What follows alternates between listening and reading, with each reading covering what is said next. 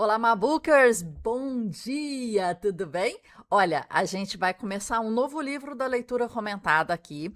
E se você não sabe ainda como funciona, se é novo aqui na nossa comunidade ou no nosso YouTube, a gente lê um livro de início ao fim.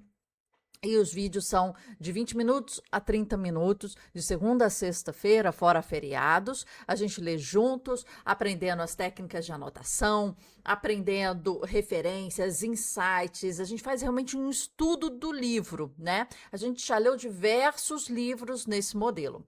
E os vídeos ficam abertos no YouTube por pouquíssimo tempo e depois são colocados na nossa plataforma da comunidade organizados aqui. Ok? Então, essa é a nossa estrutura. Quero mostrar aqui alguns livros que a gente já leu na nossa comunidade. Então, A Arte do Impossível, do Stephen Kotler. Depois tive uma reunião com a equipe dele para falar sobre fluxo, processos, né? Você ser o seu ponto máximo. Esse foi um livro muito legal que a gente leu juntos. Livro que saiu, assim, relativamente recente nos Estados Unidos. Agora tá bombando aqui no Brasil também. O Ato Criativo, do Rick Rubin, um dos maiores produtores musicais aí, trabalha com Lady Gaga, diversas bandas, e são compilados de insights que ele tem sobre o processo criativo, tá? Arte e Medo, esse livro tá nas todas as faculdades criativas dos Estados Unidos. É tipo, tem que ler, né? Vai estudar algo, vai fazer pintura, história da arte, vai fazer design, vai fazer qualquer matéria criativa tem esse livro. Esse livro é um pouco mais antigo, ele é muito curtinho, ele foi editado recentemente pela editora Seiva aqui no Brasil, não tinha antes. Eu fiz um intercâmbio nos Estados Unidos e o li em 2004, para vocês terem noção, e lá já era bombado e já era, né, há muito tempo. O livro foi escrito em 1990 e pouco, 94 ou 98, se eu não me engano. Demorou muito para chegar no Brasil, mas é um livro que eu indico muito, a gente leu ele completinho. Aí a trilogia, né? Olha aqui, ó, Roube como uma artista, mostra seu trabalho, siga em frente. Então, são 10 dicas, cada uma deles a gente fala, discute, conversa sobre cada uma dessas 10 dicas. Aqui, Pense como um artista, a gente não leu de ponta cabeça o livro. A gente foi falando e trazendo todos os insights dos 10 capítulos aqui. E das 10, o, artista, o Will Gontex, né? Ele era editor-chefe da BBC, trabalha com arte há muito tempo. Tem diversos outros livros sobre arte. Esse aqui também nem é o primeiro, né? Outro é Tudo que você precisa saber sobre arte, né? Falando sobre os movimentos artísticos. Esse Pense como um Artista, ele pega um artista, né? E pega uma característica do artista de pensamento, né, de mindset e destrincha. Então você vê 10 artistas diferentes e aí o destrinchar. Cartas a um Jovem Poeta foi nosso último livro, né? Ainda lemos esse ano, no início desse ano, foi muito bom. E Limites Internos, que na verdade tem esse nome aqui no Brasil, mas o nome dele é A Guerra da Arte, de Steven Pressfield. Ele faz um trocadilho com a arte da guerra de Sun Tzu, mas ele fala sobre bloqueio criativo, a resistência de você criar, né? E é muito interessante esse livro, capítulos curtos. A filósofa Lucilena Galvão trouxe bastante esse livro. Ela chegou a entrevistar o Steven Pressfield. A gente faz um trabalho também maravilhoso aqui na nossa comunidade. Temos resenha, resumo e a gente conversa, né, sobre esse livro assim maravilhosamente bem. Então esses foram, né, os livros. Então aqui nós temos 9 e agora a gente vai começar no 10º livro, que é votado pela nossa comunidade em todas as redes sociais, né? Vocês escolheram Grande Magia, de Elizabeth Gilbert. Estão preparados? Bom, para quem não conhece, a Elizabeth Gilbert está aqui, olha, é a autora de Comer, Rezar e Amar. é ela, né? Eu tenho certeza que muito possivelmente vocês já viram o filme com a Julia Roberts, né? Ela chega na vida real a casar com um brasileiro, a morar em diversos lugares, vai, né? Vai para Itália, vai para muitos lugares e se redescobre, né? E aí depois do livro dela, surge esse aqui, A Grande Magia, Vida Criativa Sem Medo. Esse livro aqui, minha gente, ele é um livro que ele fala, é como se você estivesse sentada, olha, um livro de, sempre gosto de ver a data, tá? É livro de 2015, então a gente está falando aí de 11 anos, né? Que o livro foi publicado e possivelmente mais tempo que ele foi realmente escrito e pensado. Então, colocar aí 12, 13 anos que pelo menos ele foi concebido. Então, é um livro que já tem um tempinho, mas é um livro que é uma troca. Parece que você está numa mesa de café, num bar de café, conversando com ela. Esse é o estilo. E aqui a gente vai fazer exatamente isso. A gente vai conversar com você sobre, a gente vai ler e vai conversar com você sobre o, eu sou artista, né? Então assim, a gente fala de, né, de pele em risco, né, de base de história, né? Porque tem isso, então assim, são vários capítulos curtinhos, né? Esses livros que a gente tem escolhido e tem visto assim para estudar, a maioria teve essa organização, né? Então capítulos curtos, são esses aqui e a gente vai começar. Esse é para você, Raia. Tá aqui a dedicatória. O que é a criatividade, né? É o relacionamento entre um ser humano e os mistérios da inspiração. E aqui a gente vai começar com coragem. E vamos começar a ler. Tem alguma dúvida? Tem algum insight? Coloca na legenda ou nos comentários pra gente, ou fala também dentro do nosso canal de WhatsApp, que é onde a gente conversa ali, tá? Então, fiquem à vontade de dar insights. Tudo vai estar documentado na nossa comunidade, então, resumo, dicas, referências, links que a gente fala, né? E olha, engraçado, eu bati o olho aqui, minha gente. Quando a gente vê travessão, a gente já acha que é o chat GPT, né? Mas esse recurso literário tão bonito que a gente vai reduzir cada vez mais, porque se a gente bate o olho, agora a gente fala, ih, o chat GPT escreveu aí. Às vezes não é. Mas vamos começar? Pronto. Vamos lá, prepara aí o seu café, prepara caneta, o seu livro estando à frente para você fazer as marcações e assinalar. E vamos lá. Tesouro Escondido. Era uma vez um homem chamado Jack Gilbert, que infelizmente não era meu parente. Jack Gilbert foi um grande poeta, mas se você nunca ouviu falar dele, não se preocupe, a culpa não é sua. Ele nunca se importou muito em ser conhecido, mas eu o conhecia.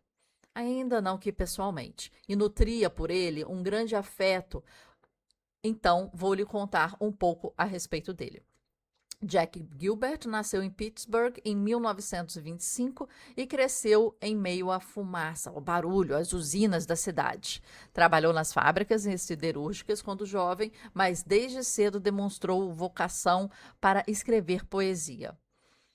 Atendeu ao chamado da vocação sem hesitar. Tomou a poesia da maneira como outros homens tomam um ato de se tornar um monge, com uma prática devocional.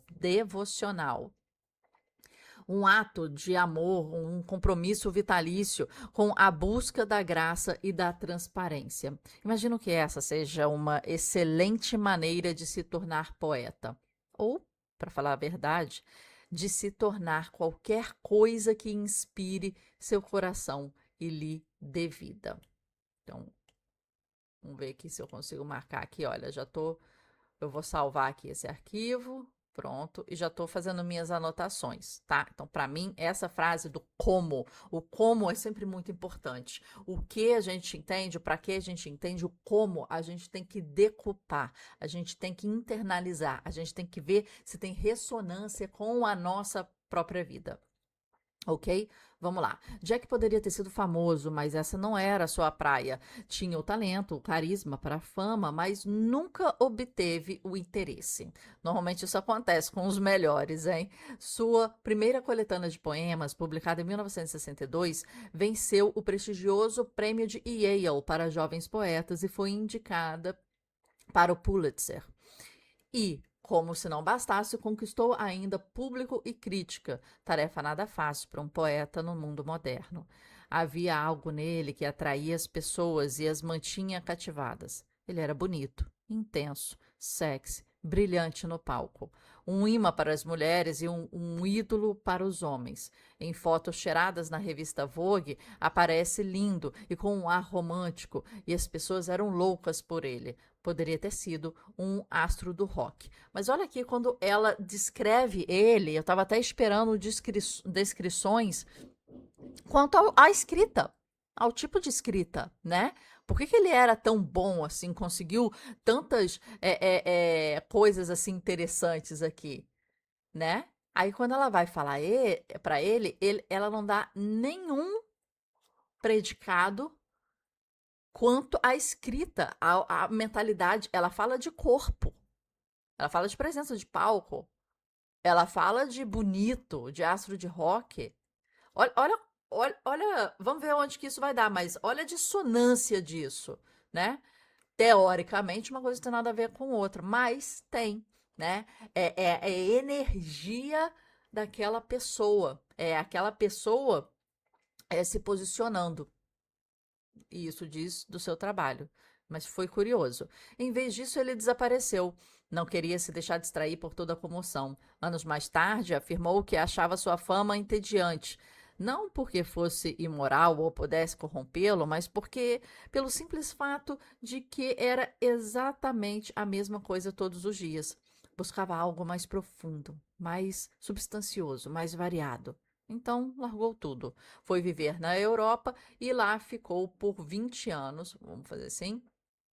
Morou por um tempo na Itália, na Dinamarca, mas passou a maior parte dessas 2 décadas na Grécia, em uma cabana no topo da montanha. Lá contemplava os mistérios eternos, assistia a mudança das luzes, escrevia seus poemas sem ser incomodado. Teve suas histórias de amor, seus obstáculos, suas vitórias, foi feliz, conseguiu se sustentar fazendo trabalhos esporádicos aqui e ali, precisava de pouco, deixou que seu nome fosse esquecido. Aqui ela escreve como uma perplexidade que de repente a gente tem também, de falar assim, cara, ele largou tudo para viver numa casinha lá no meio do mato, no meio do não sei o quê, e fazer trabalhos aqui e ali. Eu ia até ia perguntar, né, como é que se sustenta, né? Porque a gente sabe que escrever poesia é bem difícil de se sustentar, né? Normalmente o escritor, independente de poesia ou não, ele dá aula, né? Ele tem contrato, no máximo, assim, se quer ficar só na escrita, ele tem contrato com editoras, aí ele começa a trabalhar o nome da fama, né? Ou ele, sei lá, tem uma herança, né? Ou o recurso vem de outros lugares, né? Após 2 décadas, Jack Gilbert ressurgiu e publicou outra coletânea de poemas. Mais uma vez, o mundo literário se apaixonou por ele. Mais uma vez, ele teve a chance de ser famoso e mais uma vez desapareceu. Dessa vez, por uma década. Esse padrão sempre se repetia: o isolamento seguido pela publicação de algo sublime, seguida por mais isolamento. Era como se uma orquídea rara, florescendo apenas de muitos e muitos anos. Nunca fez o menor esforço para se promover. Em uma das poucas entrevistas que Gilbert deu na vida, perguntou-lhe como achava que seu distanciamento no mundo editorial tinha afetado sua carreira. Ele riu e disse: imagino que tenha sido fatal. A única razão pela qual ouvi falar de Jack Gilbert foi porque ele voltou aos Estados Unidos já bem tarde na vida e por motivos que eu nunca saberei. Aceitou o cargo temporário de professor do Departamento de Escrita Criativa na Universidade de Tennessee, em Knoxville. Porque quando você fala, o cara é poeta, você imagina isso, você imagina que ele é professor e ele escreve, né? Você não imagina, sou poeta, ponto, né? Você imagina, tipo, que a poesia tá ali, sobrevivendo aos trancos e barrancos de uma vida apertada, mas focada, né, em muita paixão por esse ofício que nunca morre, né?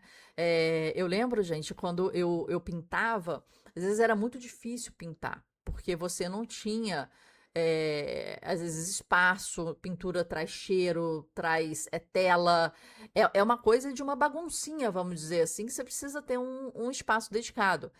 Diferente, às vezes, do designer, que tem um tablet e resolve ali num iPad, né? Diferente da escrita. E aí, quando eu tava sem espaço, eu falei assim, cara, o artista, ele tem uma mensagem dentro dele que ele quer passar. Às vezes ele é fixado no suporte. Então, eu tenho uma mensagem e sou fixada no suporte da pintura, por exemplo, né, da escultura, por exemplo. Então, eu fixo naquele suporte. Mas o artista, ele tem sempre uma, uma mensagem para passar.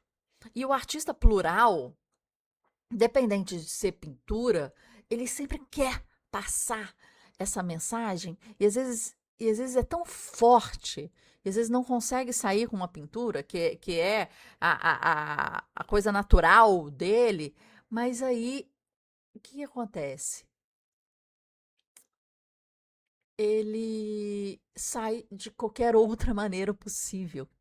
Então, eu, quando não consegui pintar, eu comecei a escrever, porque escrever, eu conseguia ir no ônibus escrevendo, no banheiro escrevendo. Eu conseguia estar trabalhando no Word, no computador, e pegar o meu celular, escrever uma ideia no bloco de notas, escrever umas estrofes, da onde eu quisesse, aonde eu estava.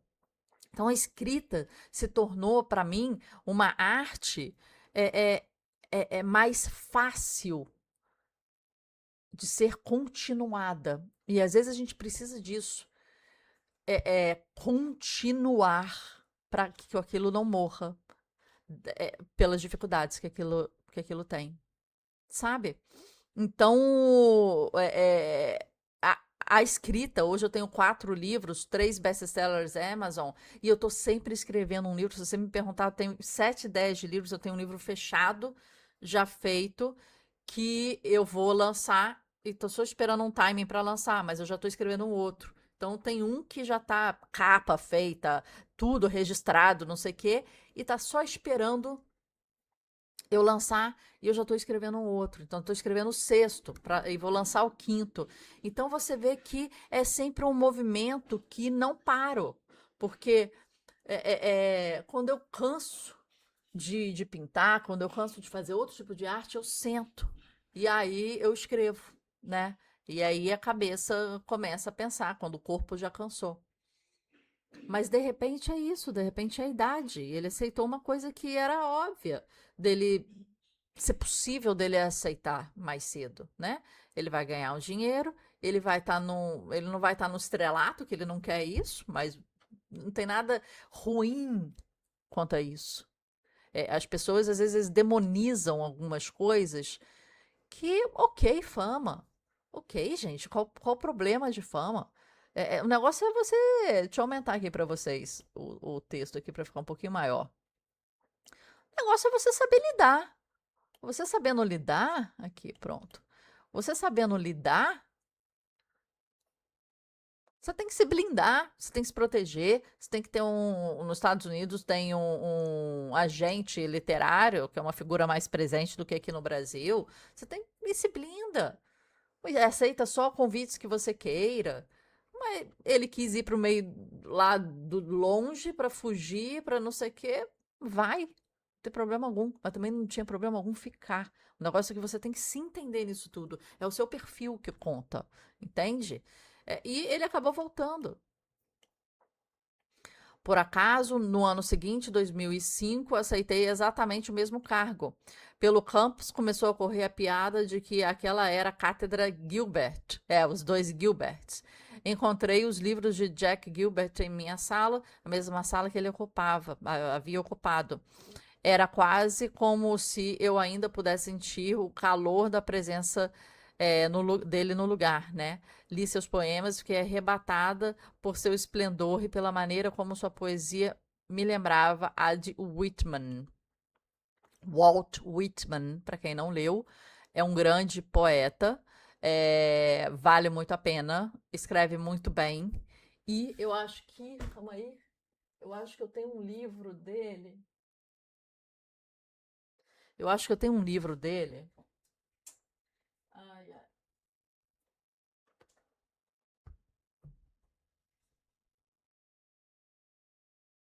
Bem, depois eu acho para vocês. A Conduta da Vida, eu acho que é dele, do Walt Whitman. É, Precisamos assumir o risco do júbilo, escreveu. Precisamos ter a obstinação de aceitar nossa felicidade em meio a cruéis provocações desse mundo. Ele e eu tínhamos o mesmo sobrenome, ocupamos o mesmo cargo, na mesma sala, ensinamos muitos nos mesmos alunos e agora eu estava apaixonada por suas palavras. Naturalmente comecei a desenvolver uma profunda curiosidade a respeito dele e saí perguntando quem era Jack Gilbert. Os alunos me contaram que era o homem mais extraordinário que já havia conhecido. Parecia não ser desse mundo, disseram. Parecia viver em um estado constante de encantamento e os incentivava a fazer o mesmo. Não os ensinou exatamente como escrever poesia, disseram, mas por quê? Pelo júbilo, pela felicidade obstinada. Eu vou gravar isso aqui, ó.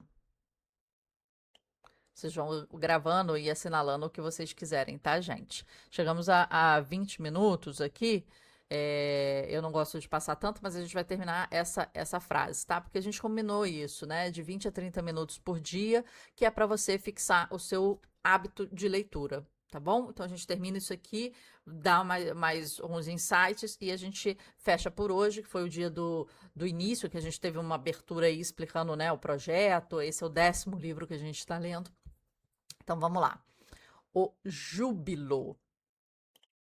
Coloquei aqui no chat GPT, minha gente, defina júbilo. Eu gosto de pegar aí uns insights, sabe? Esse tipo de definição, tá? Porque eu acho que é muito importante a gente entender a etimologia, a heurística da palavra. Gente, meu chat GPT tá devagarzinho. Vamos ver de novo aqui, olha. Defina júbilo.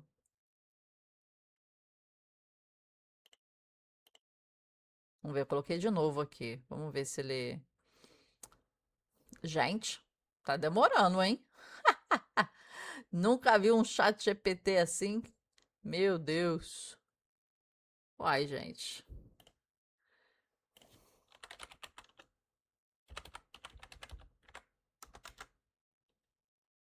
Defina júbilo. Abri outra janela e, e fiz isso. Vou dar pausa aqui, tá? Mudei aqui para o Gemini, gente. Não sei se vocês são de Gemini ou se vocês são de outro. Eu não sei. Calma aí. Gente, é porque eu tô sem internet aqui, depois eu tenho que ver isso. Mas eu já tirei aqui do computador e vi aqui pelo meu celular, pelos dados móveis. Então ele tá falando aqui: júbilo é um sentimento de alegria intensa, profunda e geralmente compartilhada. É mais forte do que uma simples felicidade. Ela envolve entusiasmo, celebração e exultação. O público reconheceu a notícia com júbilo. Então, em termos mais objetivos, júbilo é alegria extrema, exultação e celebração. A palavra vem do latim jubilum, ligada aos gritos de alegria e comemoração.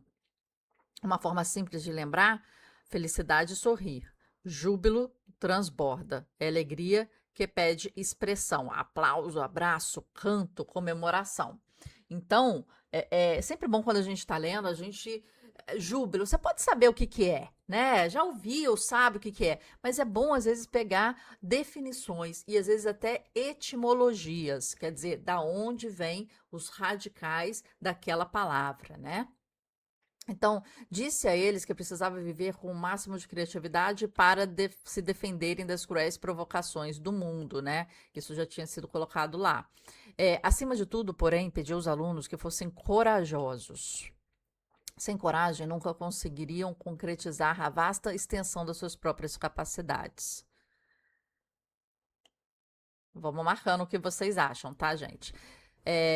Sem coragem, nunca conheceria o mundo de maneira tão rica quanto ele anseia ser conhecido. Sem coragem, suas vidas permaneceriam pequenas, muito menores do que provavelmente queriam que fossem. Nunca conheci Jack Gilbert pessoalmente e agora ele se foi. Faleceu em 2012. Então, realmente, pra gente tá difícil.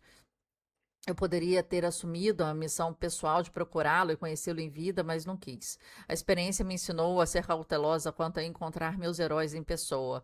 Pode ser extremamente decepcionante. De qualquer forma, sempre gostei da maneira que ele vivia em minha imaginação, como uma enorme e poderosa presença construída a partir de seus poemas e das histórias que eu tinha ouvido a respeito dele. Então decidi conhecê-lo somente dessa maneira, por meio da imaginação. E é aí que ele ainda mora, ainda se encontra para mim até hoje, vivo dentro de mim, completamente internalizado, quase como se fosse um produto dos meus sonhos. Mas nunca vou esquecer o verdadeiro Jack Gilbert disse a outra pessoa, uma pessoa de verdade, de carne e osso, uma tímida estudante da Universidade de Tennessee. Essa jovem me contou que, certa tarde, depois da aula de poesia, Jack a chamou à parte. Elogiou seu trabalho, depois perguntou o que ela queria fazer da vida. Hesitante, a aluna admitiu que eu talvez quisesse ser escritora. Ele sorriu com infinita compaixão para a menina e perguntou: Você tem a coragem necessária? Ter coragem para trazer à tona esse trabalho? Os tesouros escondidos dentro de você estão esperando que você diga que sim. Vamos marcar. Ó, tá aqui. Então, gente, esse aqui foi o capítulo que a gente leu, Coragem, e é bem interessante, assim, começar por coragem, né? É um tema que está em todos os lugares. Se você vê nos outros livros que a gente leu, né, A Guerra da Arte, por exemplo, que fala sobre resistência, bloqueio criativo, um ponto que toca sempre é coragem. A arte medo, coragem. A arte do impossível, que a gente leu, coragem. O ato criativo, do Rick Rubin, que fala mais aleatoriamente de diversos pontos, tem bastante coragem. Agora, a coragem está muito aplicada sempre a áreas criativas. Não sei se você percebe isso. As áreas criativas. Ah, você quer ser pintor, escultor, músico, fotógrafo, até designer, cabeleireiro, que mais, gente? Vai fazer bolo, sei lá, vai fazer, né, aqueles bolos assim. São áreas que você chega em casa e fala, o pessoal já fica preocupado de como que você vai fazer uma vida, como você vai se sustentar. A primeira preocupação, então como é que vai se sustentar? Porque é difícil. Porque é difícil, não é assim, não vamos falar assim, tá, hipocrisia, a pessoa pode ser o que ela quiser. Pode, a pessoa pode ser o que ela quiser. Agora, é igual o Gilbert falou aqui, tem coragem para isso? Tem coragem para ir lá e ser, né? Tem? Porque vai precisar, né? Se não tiver, assume hobby, né? Assume como hobby, né? Porque de resto vai precisar. Então eu queria vir aqui, olha, aqui, a gente tá aqui. Coragem. Foi isso aqui que a gente leu. A gente vai ler todos os outros, tá? Devagarzinho, aos poucos. A gente não tem pressa aqui. A gente não tá contando quantos livros a gente vai ler no ano, tá bom? Às vezes a gente vai ler 2, a gente vai ler 1, mas a gente vai assim conversando. Então aqui nesse livro ela vai contando a história da vida dela. Assim, encontrei com um amigo e o amigo falou isso. Trabalhei em tal lugar, né? Então assim, esse livro é assim, é um café com essa autora, né? Que já gerou tanto material legal. Então, é um café com ela que a gente toma. E é um café entre a gente que a gente vai conversar sobre esses assuntos. Mas uma coisa que eu quero dizer para você e pedir para você pensar para o nosso próximo dia, para amanhã. Você tem coragem? E até aqui na sua história, o que que te provou que você tem coragem de permanecer? Coragem de começar é uma coisa fácil, até porque tem muita gente que começa e para. Começa, não termina. E começa, entra no gerúndio, que é o maior perigo de você começar e ficar num limbo do NDO, né? Ou ING em inglês. Então, eu estou escrevendo um livro, aí tá 5 anos escrevendo, fazendo, planejando, pensando, querendo, analisando. Mas você se protege, né? Isso aí foi uma coisa que foi falado em diversos livros, você se protege com a barreira do gerúndio. Porque se você não coloca o livro na rua, se você não coloca a peça em cima do palco do teatro, você nunca vai ter críticas. Você nunca vai ter o produto final. E o produto final, ele encerra muitas vezes, né? A maior parte das vezes ele encerra aquele produto. É assim que você, enquanto você está fazendo, você consegue mudar. Você consegue, se você receber uma crítica, você fala, não, mas eu ainda estou fazendo, ainda estou terminando, eu ainda estou analisando, ainda não vai ser assim que eu vou lançar. Porque eu ainda estou trabalhando nele. Olha quantos gerúndios, ainda estou trabalhando nele. Mas quando você lança, quando você pega o seu registro, né, do livro, por exemplo, se você estiver lançando um livro, quando você registra na Biblioteca Nacional, está registrado. Você pode registrar a edição 2 depois de um tempo, com algumas alterações. Mas nasceu, pariu, saiu de você e vai para o mundo. Quando vai para o mundo, é isso que se apresentou. Não é nem pior nem melhor que isso, é isso. Então as pessoas vão criticar, elas vão dar insights, elas vão falar, elas vão. E você tem que aguentar, argumentar, né? Defender, sei lá, você tem que fazer a sua coisa, mas é isso, não tem o que você falar. Gente, é isso. Produzir isso. Essa foi minha grande magia, sem medo. E tá aqui para você, entendeu? Agora, um advogado fazer uma peça defendendo alguém, ele não tem que ter tanta coragem. Um dentista fazer uma limpeza de dente, não tem que ter tanta coragem para isso, quando subir no palco, quando tá em frente a uma tela de televisão, uma câmera e dando a cara a tapa, né? Ou lançando um livro, ou é um pouquinho diferente, né? O ator, ele tá sempre dando cara a tapa, é a cara dele. O escritor, ele tem um tempo que ele some, depois ele aparece com um livro, depois ele pode sumir, igual esse cara aqui teve, né, esse movimento, mas ele tá dando a cara a tapa. O livro tá ali, tá sendo criticado sempre, tá sendo, né, e a crítica pode ser positiva, pode ser negativa, desculpa aí, gente, recebi ligação, pode ser positiva, pode ser negativa, sabe? É isso. Pessoal, deu 30 e pouquinhos minutos, é esse tempo que a gente se propôs. Então, muito obrigada por começarmos hoje a nossa leitura.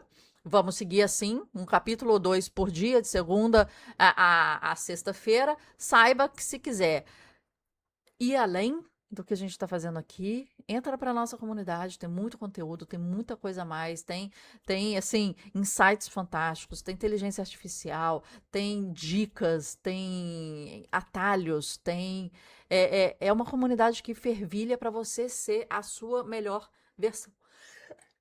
Opa, desculpa, ser a sua melhor versão, tá bom? Te encontro amanhã, nesse mesmo local, nesse mesmo horário.